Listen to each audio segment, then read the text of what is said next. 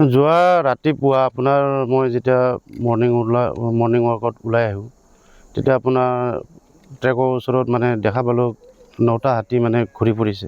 আপোনাৰ অলপ পিছত হাতীৰ জাকটো মানে ট্ৰেকৰ মাজেদি যাবলৈ ধৰিলে আৰু লগে লগে মই আমাৰ ৰঙিয়া ডিভিজন RPF কণ্ট্ৰলত ফোন কৰিলোঁ আৰু তেওঁলোকে ক'লে যে ফটো ভিডিঅ' তেনেকুৱা কিবা ভিজুৱেল দিবলৈ।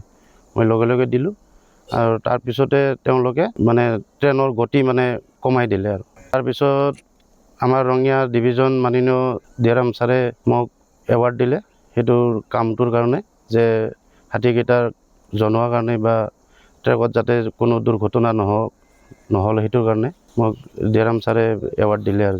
হয়, আমাৰ কমলপুৰে যিখিনি প্ৰদৰ্শন কৰি দেখুৱালে, এই হাতীজাক দেখা পাই যেনিবা ৰেল বিভাগক জনাই যিখিনি হাতীক বচালে বা ট্ৰেইনৰ যাত্ৰীখিনি যেনেকৈ সুৰক্ষা কৰিলে, সেইকাৰণে তাৰমানে আমি কমলপুৰক একদম অশেষ ধন্যবাদ দিলোঁ।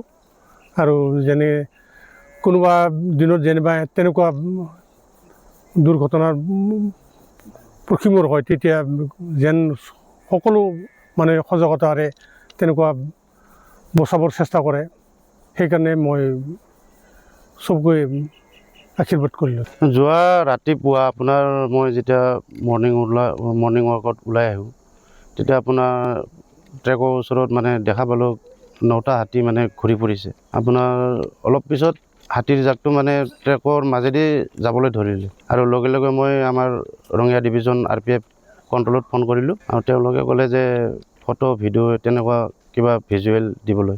মই লগে লগে দিলোঁ আৰু তাৰপিছতে তেওঁলোকে মানে ট্ৰেইনৰ গতি মানে কমাই দিলে আৰু তাৰপিছত আমাৰ ৰঙিয়া ডিভিজন মাননীয় দিয়াৰাম ছাৰে মোক এৱাৰ্ড দিলে সেইটোৰ কামটোৰ কাৰণে, যে হাতীকেইটাক জনোৱাৰ কাৰণে বা ট্ৰেকত যাতে কোনো দুৰ্ঘটনা নহ'ল সেইটোৰ কাৰণে মোক দিয়াৰাম ছাৰে এৱাৰ্ড দিলে আৰু।